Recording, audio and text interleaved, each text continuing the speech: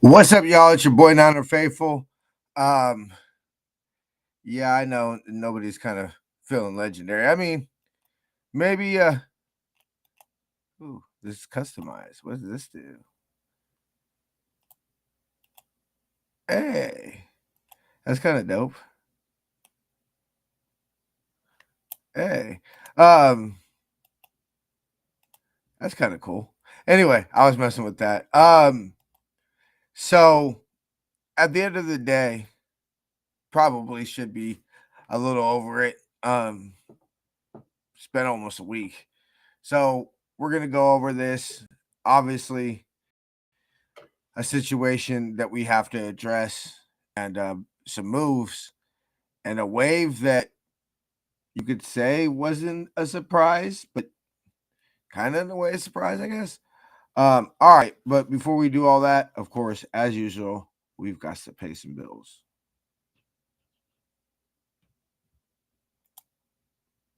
Today's episode is sponsored by Power Brand Systems. Need help getting new customers for your business? Let Power Brand Systems help you grow with their powerful tools. Visit powerbrandsystems.com/Niner Faithful Radio for more info.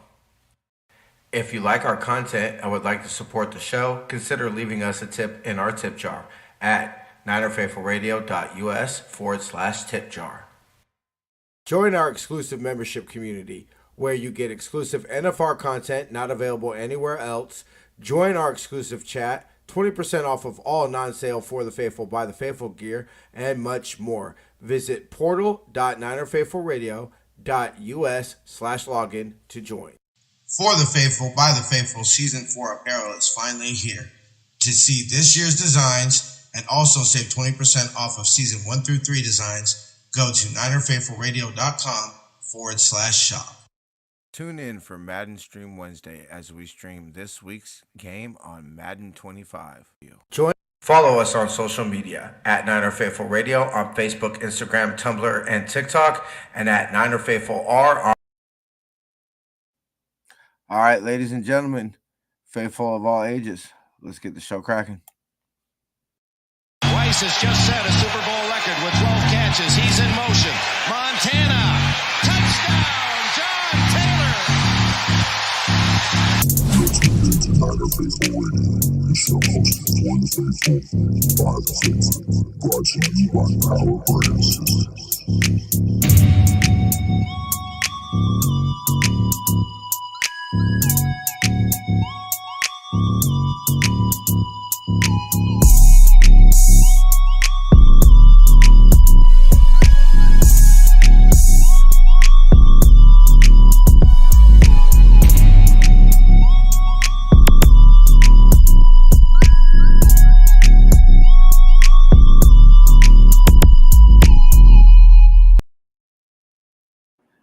What's cracking, Captain? Alofa, how's everybody doing? Hanging in there. I'm glad that we got a little oh damn, I'm slowly cycling my Mac in. Bebop, how's it, brother? What's cracking, people? Tommy, my favorite fairy. Yeah. What's cracking, fairy? Tommy, that's insinuating that Kyle had a game plan. Okay. Jason, you and I have been watching football for a very long time. Okay. If I told you that the Niners had a game that defensively went punt, punt, punt, punt, punt, field goal, and a half, punt, field goal, field goal, field goal. Do you ever, your wildest dreams, think of a situation where we lose that fucking ball game? And you're talking about from a defensive standpoint, correct? If I told you that's what the defense did. No. But, I mean, you kind of have to do that in the weather. I mean, you can't just completely ignore that. Yeah, that quote by Bosa, and then the whole I knew what was going on Bosa quote was like, dude, what the fuck, Bosa? If you knew something and your bitch ass has a C on your chest, you're about as bad as fucking. If everybody's gonna bitch about Bosa, or it's gonna be Debo being a captain, if Bosa knew something was like that and didn't speak up and call out him, or let the coaching staff know, he's just as bad, if not worse, than how Debo is acting with the captain on his chest as well. I will respect Bosa when he says, "Hey, I guess we're going to find out who wants to be Niners the next coming weeks." I do believe that. Yeah. I mean, okay, so let's talk about the elephant in the room. All right, we're both on. I think every faithful. I know I'm fat, but you ain't got to talk about me like that, brother. Devondre Campbell's a bitch. Okay, yes, the player that formerly wore number 59 is a bitch ass motherfucker. Like I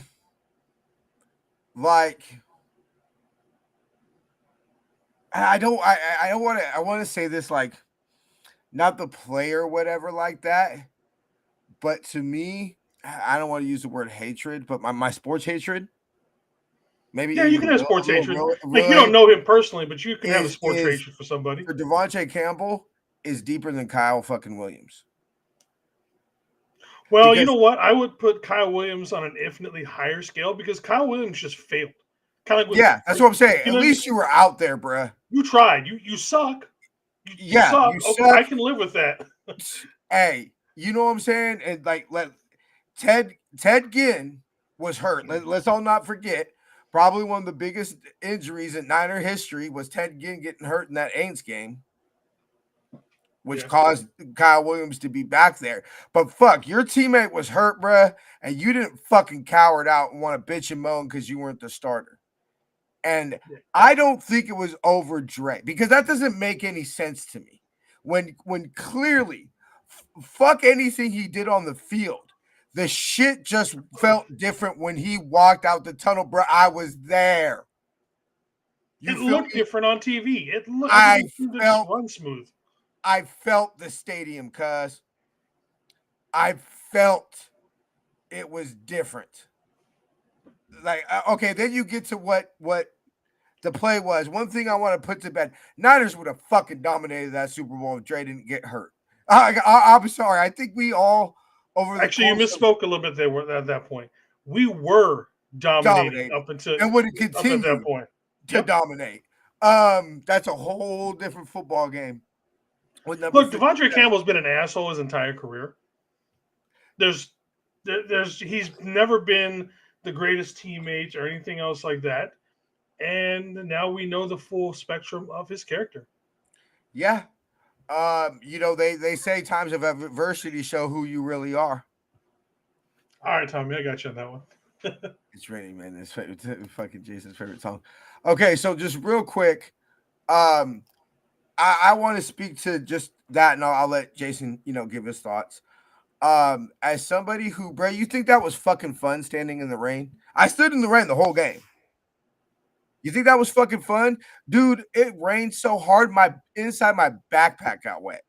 Yeah, it looked like it was coming down pretty hard for like the second quarter. It looked like it was like second, third quarter. Sheets. Fourth quarter, it so walk to the stadium, it was fine. I want to say maybe slightly before kickoff, it started to rain. And on off first quarter, second, third quarter was when you felt it. It really Jason got fired. That's what happened to the beard. Anyway, did not know that one. I thought I told you. Yeah, I've been without a job since like almost 2 weeks now. Whew. I officially got certified mail from Sleep Number. So I'm right there with you, brother.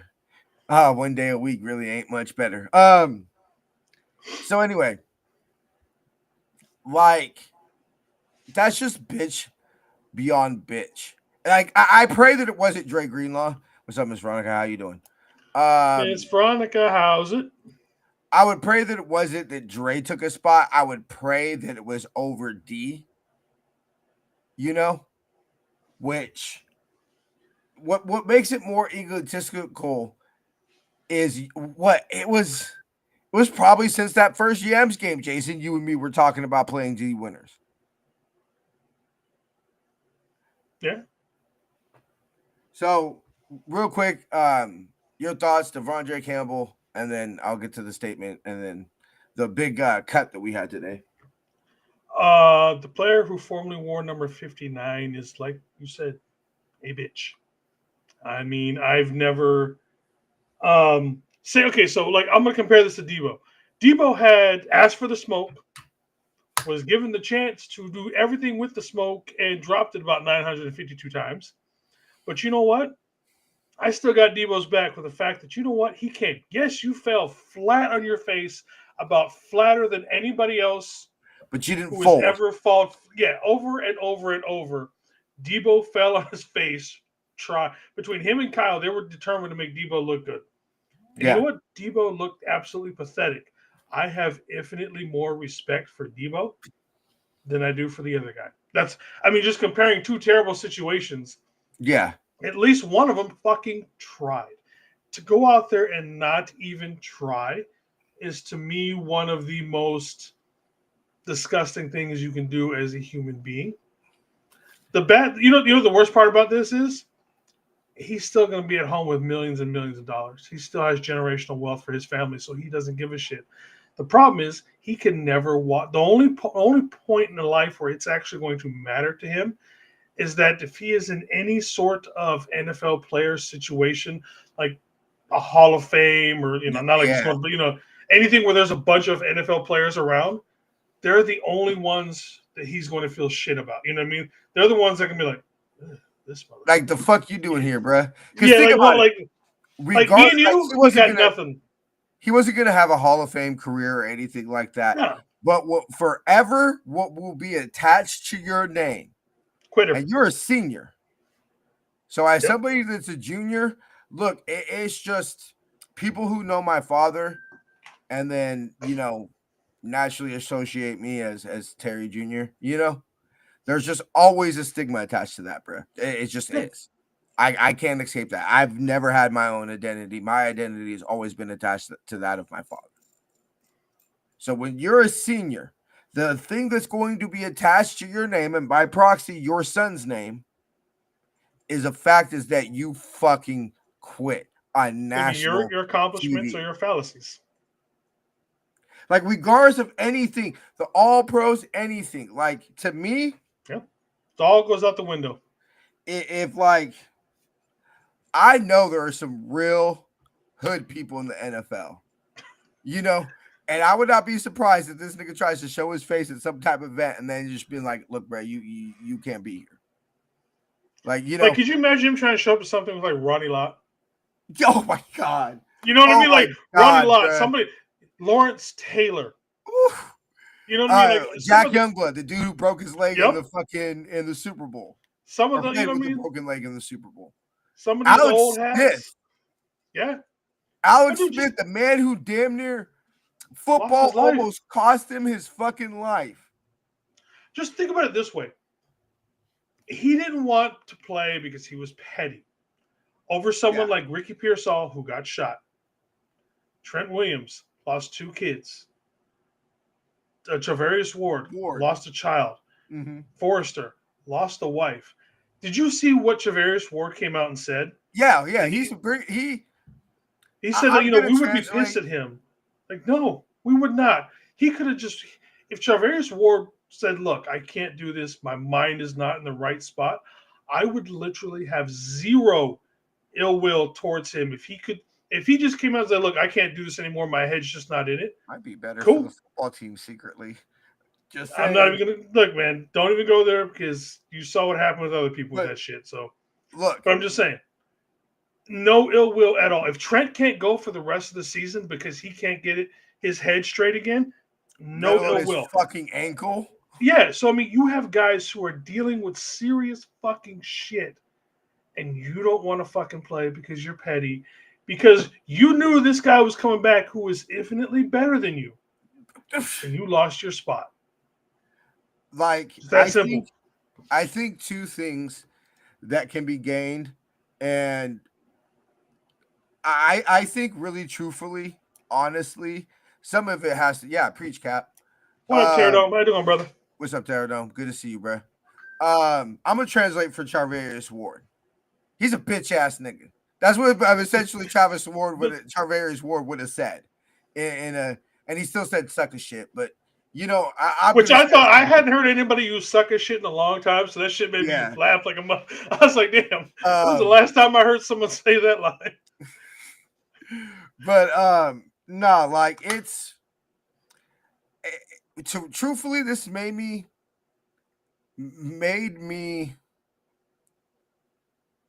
like look at things a lot different perspective. Like you said, willing to look at Kyle fucking Williams a little bit different. You know what I'm saying? Just because it's like, hey, bro, you suck, but at least you were fucking out there. The team needed you. You were there. Looking at Debo, like, bruh, probably one of the biggest just gut punches I've gotten was seeing Debo drop that ball. Dude, as much as I've been, like, I think when he did that, I just went like, I think that's it for me. Like, that's the point where I kind of jumped off the ship, and I was like, he can't. At least this season, whatever in his head, he ain't got it this season for whatever reason. And I said it at the Chiefs game right before BA got hurt when he dropped that first down. Yeah. Right. And everything like that. I said, see, the thing that sucks about it and where I do feel bad for Debo, like not as bad as I do for BA, because Debo asked for the smoke. You ask for the spotlight to be out when you do the things you do, which by the way, we backed, both you and I backed and said that's your job as a captain. When you go after and have a scuffle on the sideline, and it's all over the NFL.com and everything like that.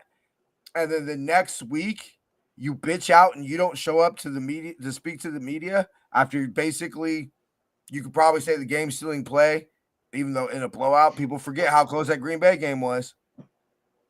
The thing that really probably you said put a fork in us was the tip ball that went off your hands and was picked. But it makes me even look at that different, because whether Debo chooses to speak to media is a lot different than when Debo is the first one out the tunnel, you know what I'm saying? Holding dancing and everything. Like, he's showing up for the team. Yeah, he could be whatever, but this shit really, truthfully, bruh, never. Like, I've never had anything make me look at things like that. Because you know me, bruh, I hate losing. You know this about me, bruh. And like, for me to come on air and say I look at Kyle fucking Williams different because of some shit that happened, I mean. Well, you also got to think about this. Have you ever tried to do something, just anything in life?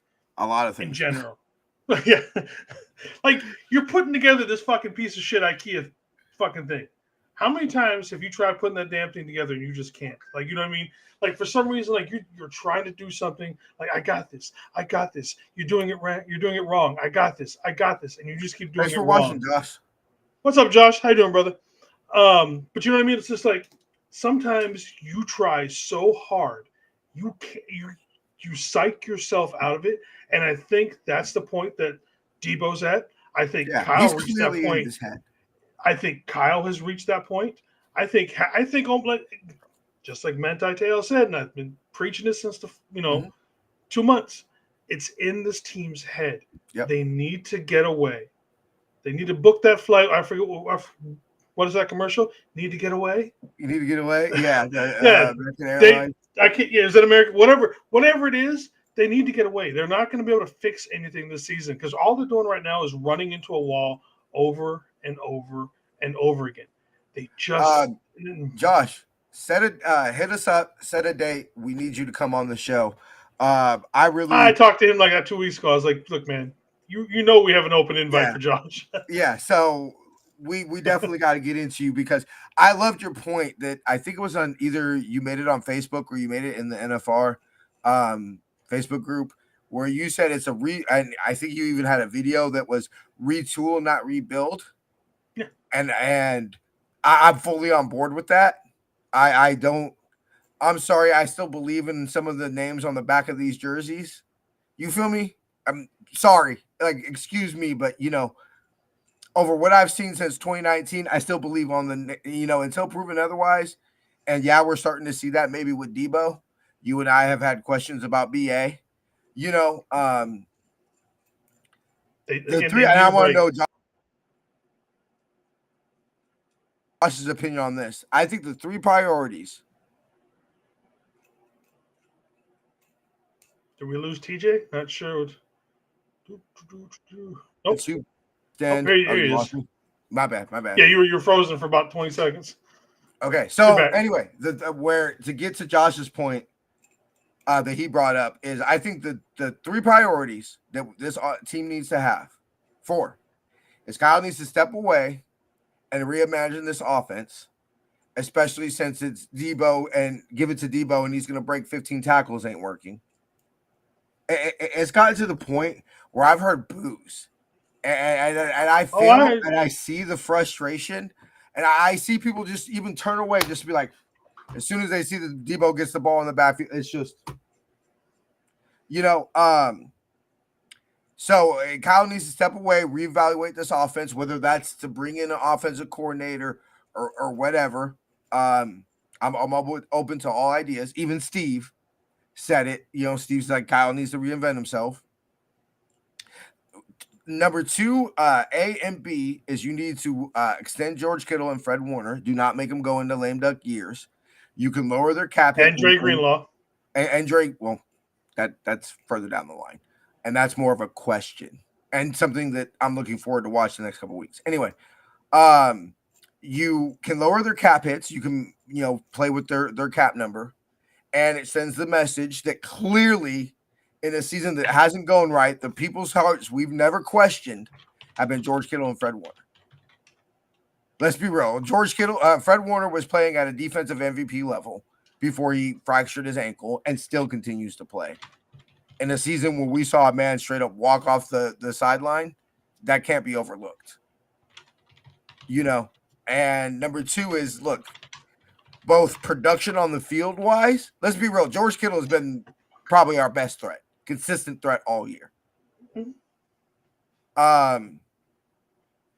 And obviously we know face of the franchise, locker room, captain, like we all know George Kittle, best tight end in team history. You send the message of, hey, we're making you guys lifelong Niners. There's no reason that either y'all need to ever put on another jersey. You spend big money on a center because I'm fucking tired of Daniel Brunskill. I'm tired of us going cheap on centers. Jason, excuse me. Best tight end in NFL history. I told you that the other day. That's not myself. I am now referring to him as the best tight end in the history of the NFL. Yeah. Because I believe the thing that makes George Kittle unique in basically an era where tight ends are basically just big receivers. I believe George Kittle could maybe not be as dominant, but he could hold his own in back in the day when tight ends were basically just offensive linemen. Yeah, he would have been great back then too. Yeah, I literally think George Kittle is a dual era tight end, which is why I'm pretty sure some old school, Niner fans or football fans will tell us about players that, played before we were born that, could block insane, but they weren't the receivers that George was. And sure, you can argue, Travis Kelce, Antonio Gonzalez, all these other receivers, tight ends, but they couldn't block like George could. George Kittle is the best all-around tight end in NFL history. You need to re-extend those. You need to spend money on a center because I'm tired of watching Brock have no fucking chance because there's linemen coming straight in his gill right from the word go. And I think that, and number 5, the last one is, do you extend Talanoa Hufanga and Dre Greenlaw? Because I think that you and I were of the mind they were gone. Clearly what we've seen from the last 2 weeks of the defense, and sure, this can change over the course of the next 3 games.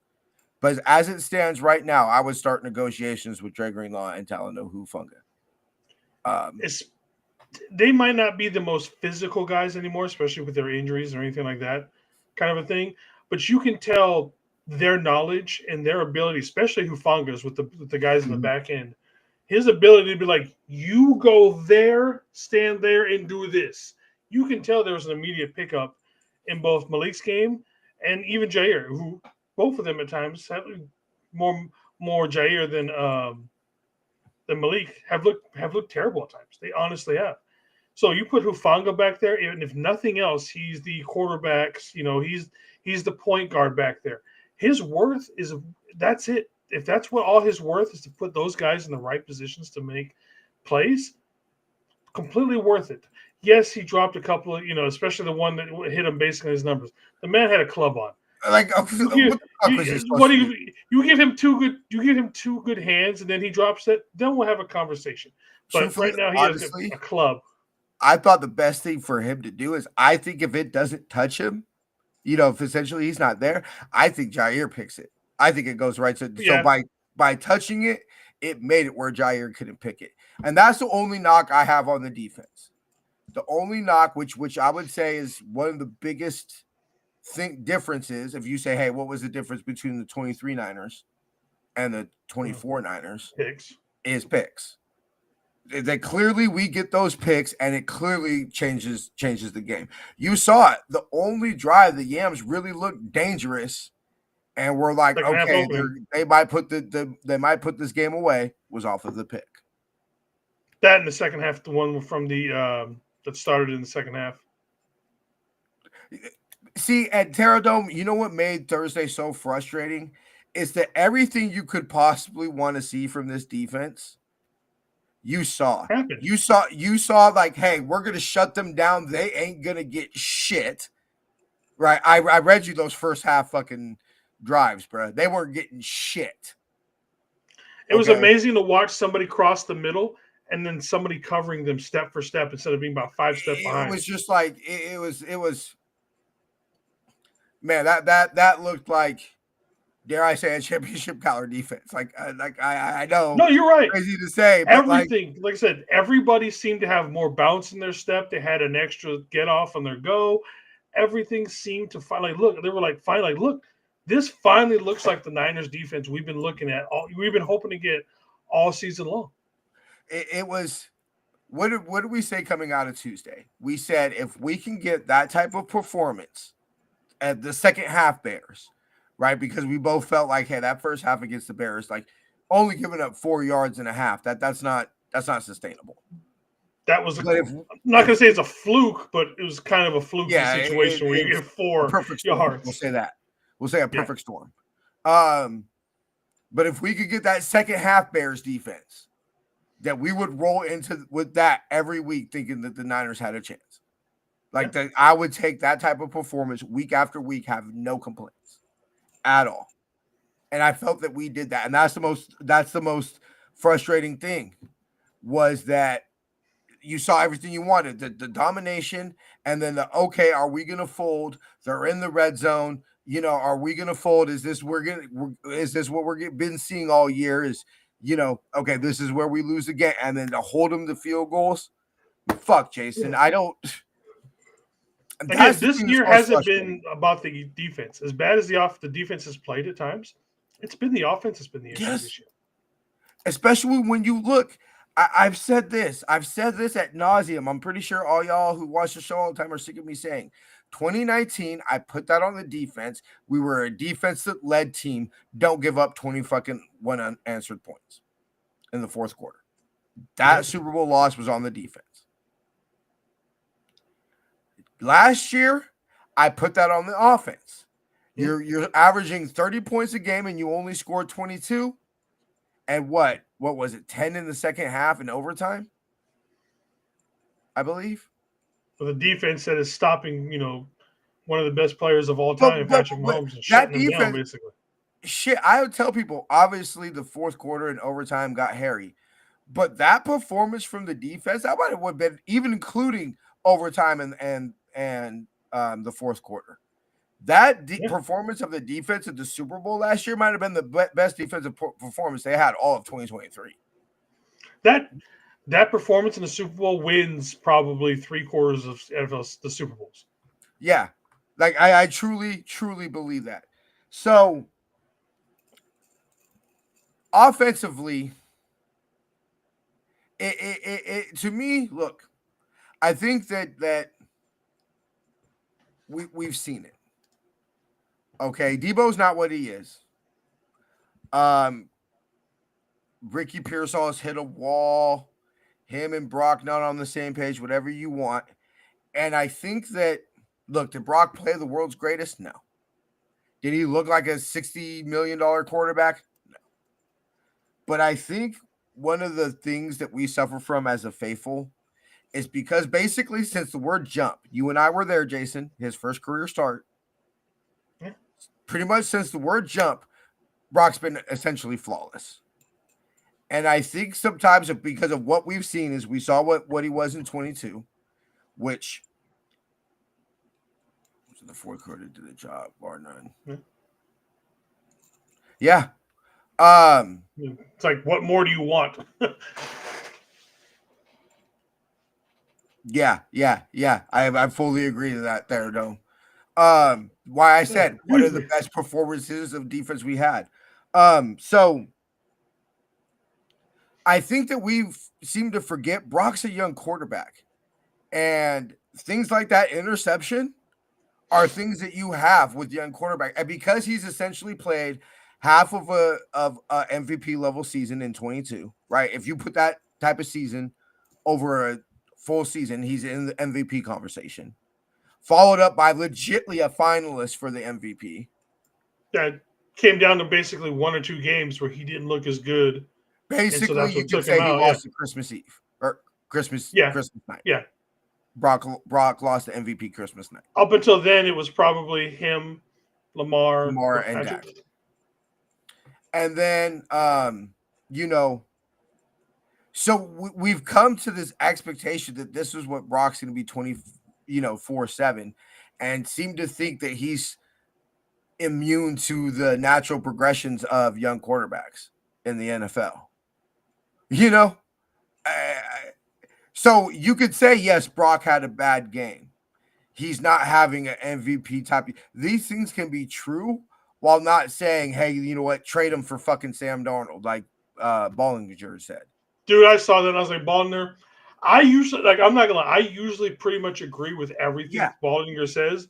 He said that, and I was like, I'm sorry, let me clear the earwax out in both ears so I can hear you right.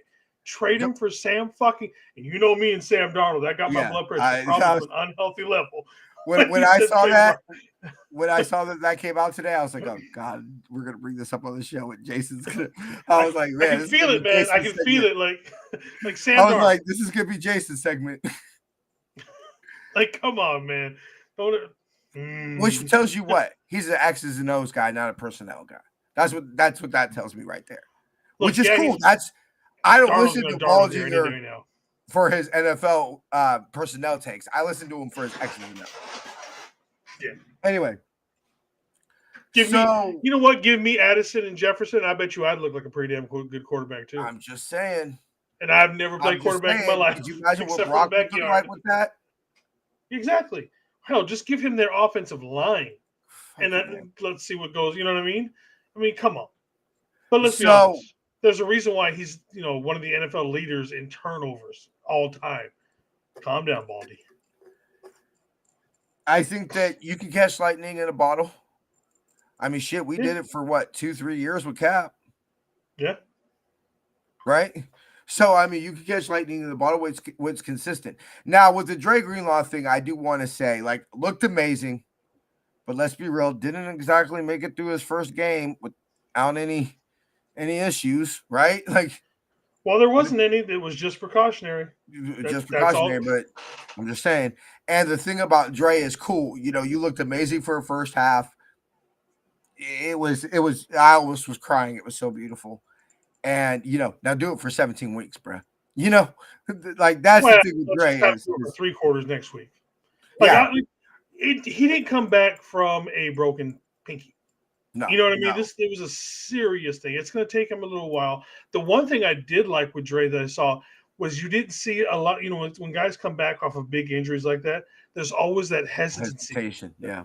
Yeah, and so you didn't see that. And the smart thing that he did, Flying as around. soon as he felt that, he pulled himself out because he knew at that point he was going to be a liability.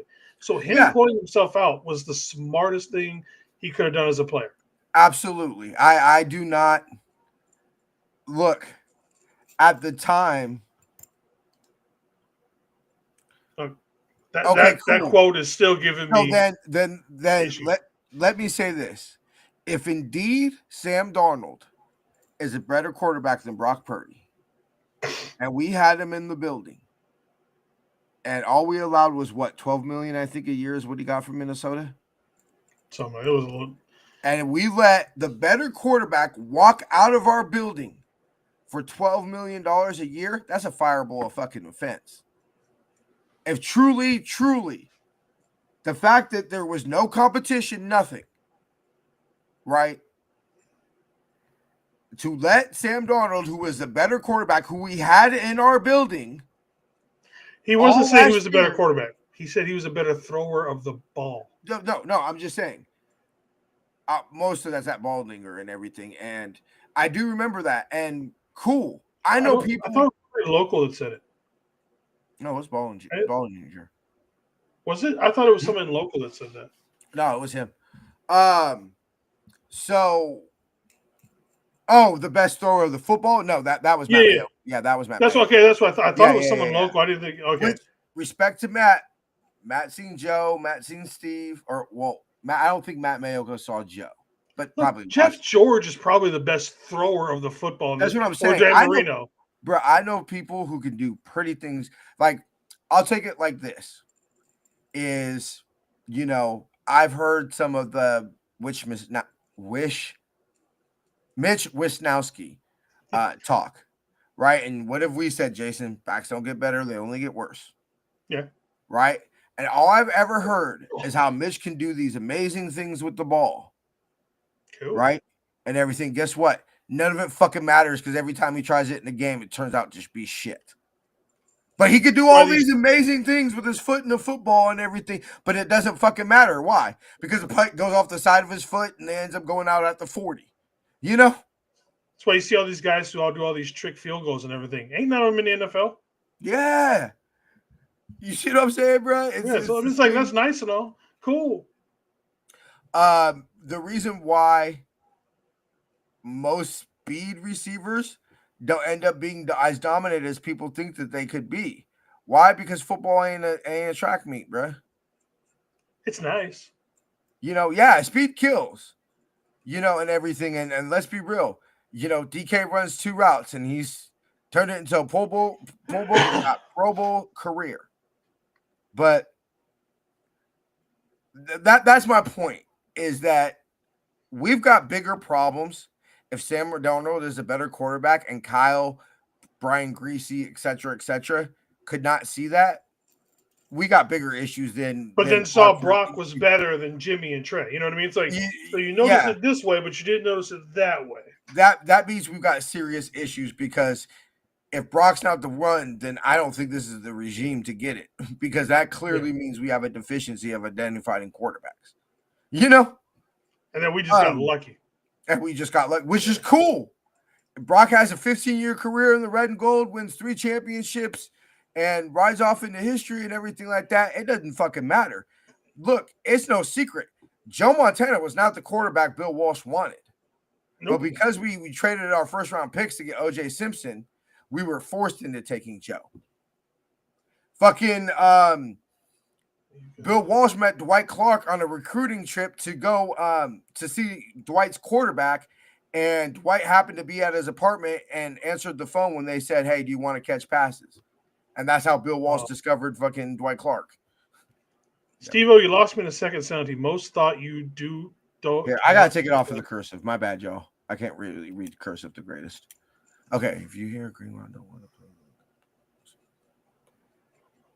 I have no idea, Steve. You were good up into the second sentence, brother. Mark Bulger. You bring out Mark Bulger. I heard that name in forever. Oh god damn. I got some bad Niner yams. Fucking memories with Muck Bolger. So like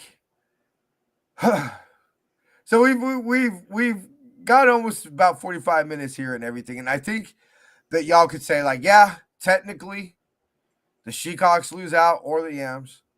Atlanta wins the division or becomes 8-9. Tampa The Bay fact goes that we 9-8 still or have a wins the chance is division. fucking insane, man. It's Like, just I like swear to God, bro, if it happens, if legitly we make the playoffs and we don't win the Super Bowl, I don't know if we'll ever will, bro.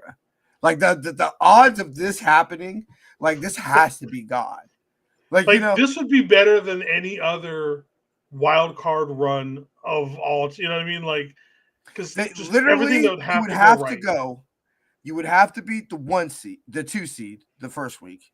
You would Yep. have to go in and beat the 1 seed off the bye week, and then fine, you could have 3, 4, 5, or 6, you know, depending on how the rest of the games shook It's out. not even 1%, brother. It's like one. It's like 0.01. Yeah, it's less than 1%.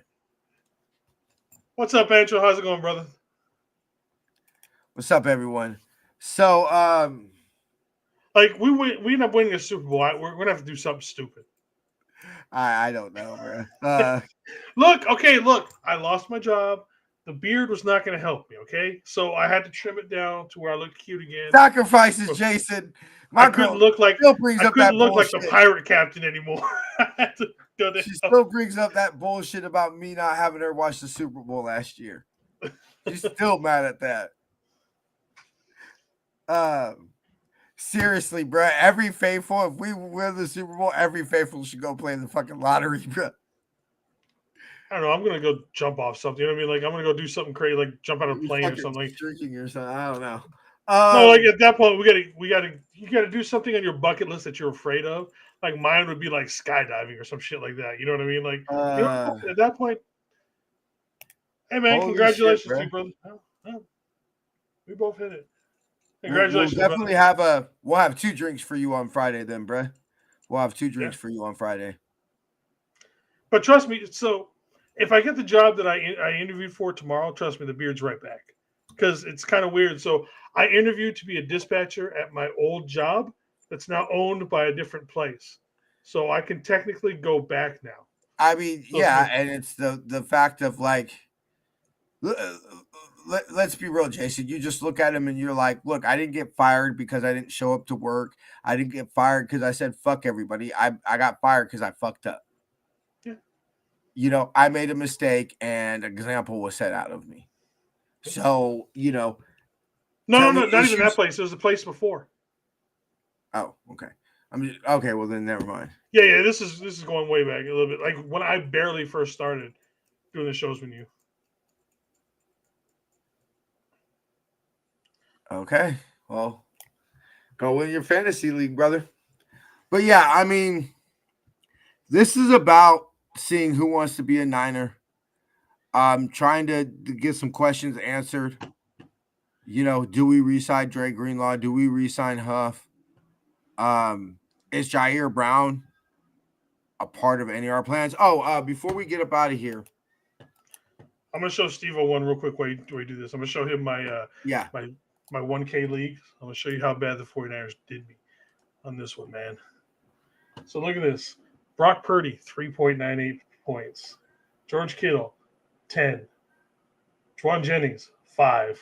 Yeah, I was not gonna lie. I was disappointed in I got 19 points out of those guys, man. I was like, God damn it. See, and that's ultimately why I can't play fantasy football, because the absolute worst thing you could do is just play players from your favorite team. Yeah, but those guys have been scoring me points all year. It wasn't like I just stuck them in. I mean, legitly, look, last year, specifically last year, if you had Brock Purdy, why wouldn't you have Brock Purdy as CMC on your team?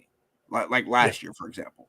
You know, like, so, but that's exactly what I'm going to do. That's just my DNA. Like, I'm not going to pick anybody that's not a Niner. You feel me? And so, yeah. Anyway, I just wanted to say real quick, Niners have officially waived Ambry Thomas. Can you take Ronnie Bell with him? Fucking A. Let's not even get started on that one, Jason. Like, who would you like if you legitimately had to choose one to start next week?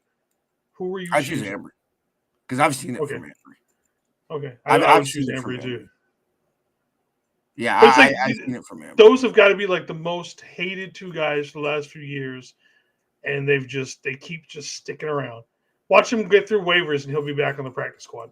Oh, I guarantee you that's what's gonna happen. Like somehow he's coming back. It's the only thing that if you said I'm down on the Niners, if you came to me and you said, hey T, give me one reason to be back down on the Niners, it would be is that clearly this draft is probably one of the most important drafts in the Lynch and Ant era. Yeah. And because a lot of this is a retool, not a rebuild, I think is going to heavily rely on the draft. Both this year's and last year's. And as the reason I bring this up is as we waive Ambry Thomas, who was a 3rd-round pick, it's just another reminder of it's been very George Kittle or nothing. Well, no, there was also the games with. I mean, you got some mid-round players that got too expensive that, like, B-grade players that are like, you're a good player. We'd love you, have you on the team. We just can't afford to pay you like a starter. Like DJ Jones. You know, DJ Jones is a perfect example. Would love DJ on the team. Just, we couldn't afford to pay him what the Broncos were paying him. So, final thoughts, Jason? Well, let's just finish out this year. Let's either just get ready for the draft, or we're gonna have the most miracle run of miracle runs ever. Just that simple. Let's do it, baby. So you tell me there's a chance. Exactly. Yeah, exactly. Or what's the other one from Han Solo? Never tell me the odds. Never tell me the odds, baby. Let's go. Really, truthfully, I'm actually fairly confident that we can still be alive after next weekend. I think we can win out. It's getting literally everything else to go right. That it's just the like thing that hurt part me is the Detroit lost and Philly won, so they're tied. I was hoping that essentially they would have the 1 seed clinched, but the real true test to me comes when the Seahawks play Chicago. Because ultimately, I think the Yams are going to win next week. It's basically can Chicago beat the Seahawks, and can we beat Detroit? If those two things happen, and along with Washington losing out and the rest of the things that happen, going into that last, that's all I want at this point. Just let me go into the last week with some type of umph in the game besides hey, I'm watching it because it's the last Niner game for another, damn near year. I want something to be able to get fired. I mean, I'll always get fired up, but just have me something to play for going into that last week. You said the curse NIL. I'm calling it the odd year curse. Giants had even year magic. I'm calling it out the even year curse. 2018, you had Jimmy blow out his knee. 2020, we all know what happened. 22, Brock fucking damn near gets his arm ripped off. And now we're here at 24. So, all right, y'all. Well, thanks for hopping on, Jason. See you Friday, or I won't be here this week. Me, I just told you what I did. It's just I just Polynesianized it. And yes, we won't be doing the show, but I will have the Madden up tomorrow morning. Hell, I might even stay up and do it tonight so that it just posts tomorrow morning. Just like I said, your boy ain't got a job right now, so I ain't got shit else to do. I get it, bro. I get it. But yeah, then last week we had Anshel and Terranova come on with me, and then we'll see if we can get anybody on for this Friday as well. Yeah, obviously y'all. Obviously, all y'all welcome. If Josh get in on Friday, the invite is open no matter what show we're doing. Yeah, obviously. Even if you just randomly showed up, like, whoop, oh shit, Josh is in the green room. Change your plans. All right, bro. I'll see you next week. Yep, have a good one, brother. 5 for Tag Tail Love. One love, everyone. All right, y'all. Appreciate everybody watching. You know, as that meme I always share, it says, this is when you look around and see who the real ones are. I gotta go fry some chicken. So I shall see y'all Sunday. Like Jason said, we'll have the Madden stream tomorrow. And then Jason will still be doing the show on Friday. See y'all Sunday. Till then, faith, love, and happiness. Please remember the San Francisco 49ers.